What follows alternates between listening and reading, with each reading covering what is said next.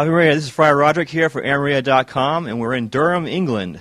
And I just made a long trip across the ocean there with Heathrow Airport and made a long trip through the driving rain up through the countryside. It normally looks so jolly, looked actually quite dismal. And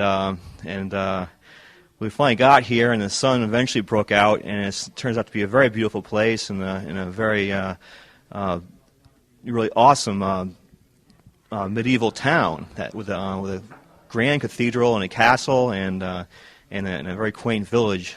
And we even got a chance to walk through the village at one point, although it rained then too. But we're all set up, and we had a long process of setup and all the conference room and the television set and the books and everything else imaginable is all set up now. So we're now all ready for our Duns Scotus Symposium here in Durham, England. And we have here Father Peter, who's been the instrument for making this happen to a large extent, and who's our main Scotus scholar here for the FI. How you doing, Father? Very good. It's great to be here. First time in this part of England, and it is certainly an eye-opener in so many ways, despite the weather. Right. There's a lot of friendly people here, and it's very, very beautiful, and it's my first time here in England, so I'm really enjoying it. A great deal of history that's so important to the history of the Church, not only in the English-speaking world, but every place, actually. So we could go into that, I suppose, but I think you have a few other questions you want to pose.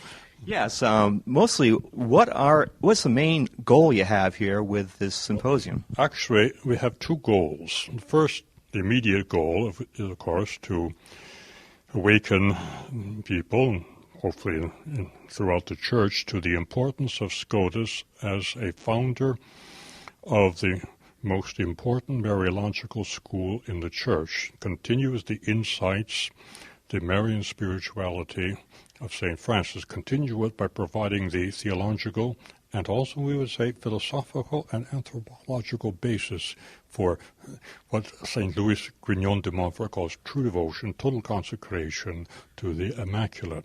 Most people associate Scotus's name with the Immaculate Conception. Well, he hit it lucky. He was defended an oddball thesis in those days, and he turned out to be right. But they don't realize that he had a great deal of importance to say on almost every major theme concerning Our Lady. That's our first, to bring that to the attention of people. He's almost a forgotten figure. And that's unfortunate, because our second goal is closely related to that, is to show the relationship between his Mariology and his subtle philosophical thought, metaphysics and theology. There's a profound link between influence backwards of what he's called the subtle doctor. Right. He's subtle because he's so Marian. That's how he can understand the spiritual. And he is so Marian because he is so subtle. So we see there's a link between the philosophical and the Mariological. Today, most people who are interested in Scotus are interested in him neither for Mariological or theological, but merely for philosophical or phenomenological reasons. And this, of course, has a value, but it misses the whole point. And the reason we think it's important to do this, and here I think is a point that needs to be underscored, that we are thoroughly convinced that the Marianized philosophy theology of Scotus is the best possible answer that we can give to the challenges to our faith at the present time, particularly those based on modern ideologies such as that of Immanuel Kant, Georg Wilhelm von Hegel, and other persons of his kind, who in fact are brilliant men, but their insights, insofar as they are good, were already anticipated in a sound context by Scotus. And so we think, as it were, by renewing interest in Scotus, not simply by repeating verbatim only what he said, but by understanding and applying and drawing out everything that is implicit in the great insights which we have, will be a great benefit to the whole Church and the whole of mankind. Right. So anyway, our modest goal is simply, as it were, to spark a discussion on the 700th anniversary of his death. There have been a number of other symposia, but curiously, this is the only one to deal with his Mariology, which is the key to everything. Right. And we're doing it in a part of the world that was his world when he was a young man. Right. Duns, County Berwick in Scotland, is really a part of what used to be called the Palatinate in Durham, where the Bishop of Durham was the Prince Bishop who was actually ruling this little buffer state, even though he's technically under the King of England. He certainly has a grand cathedral here, and it's amazing. Absolutely, and he must have been aware of that, because it's not that far to Duns. Right. You can mention Lindisfarne, the Holy Island, the monastery founded by the Irish monk St. Aidan, St. Cuthbert, one of the first bishops in this area, and Venerable Bede, the great Anglo-Saxon Benedictine monk in the monastery of Jarrow, which is only a few miles from where we are. He is the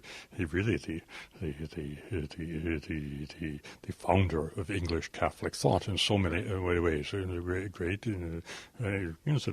doctor of the church. So this is the part of the world where the great English Catholic intellectual heritage had its real start, the point where the Celtic and the Anglo-Saxon met, the place where the Scottish or Gaelic English, as they called it, arose. All of these things are interesting, and we can mention so many other famous monasteries, Cistercian monasteries, that were all ruins as a result of the Reformation, but they were all in this area.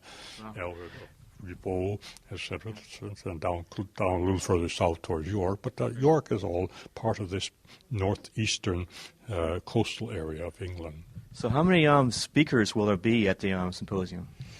We have 12 scheduled. One, unfortunately, for very good reason, couldn't make it. We hope he will send his paper in for publication. Yes, we had 11 talks altogether, excluding introduction, conclusion, and the various question-answer discussions, which have been quite lively, surprisingly.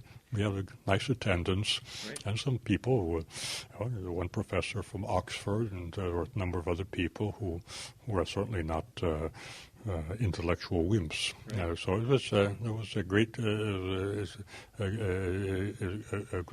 time, really. Well, it's been a great time. It's been a lot of work, but it's also been a lot of fun and very educational as well. Right. I think so. I think a lot of people have said they're getting a lot out of it, despite the fact that the conferences are not exactly easy fare. Right. It's not a police procedural or a whodunit sort of thing. Right. Well, very good. We hope it all goes well for this symposium, and looking forward to it. We're going to go to Duns as well. That's going to be quite a trip, right? Right. Hopefully, those who listen in will take to have their own copy of the Mariology of Duns Scotus. We prepared a translation from the Italian. It's the first and only complete presentation of Scotus's Mariology in the English language, fully documented, and set forth in a systematic coherent manner. So, from the Academy of the Immaculate, and so on. We'll have to do another report on that one alone, I think. Right. Absolutely. They could discuss the kind of structure, content, etc. Well, very good. So we're looking forward to the rest of it, and we're going to have the rest of it on AirMaria eventually, with the symposium will be placed on AirMaria as separate posts in the coming weeks, and we'll also have some roving reporter reports. You mentioned that eventually the full acts of the symposium will be printed in a single volume. Great. Without all of the typos and ad hoc ad-libbing and so on that went on, but it'll be something to use for purposes of study or research. Well, thank you very much, Father Peter, for coming on to AirMaria.com. Been great talking with you. Thank you. This is Fra Roderic for AirMaria.com, and God bless you.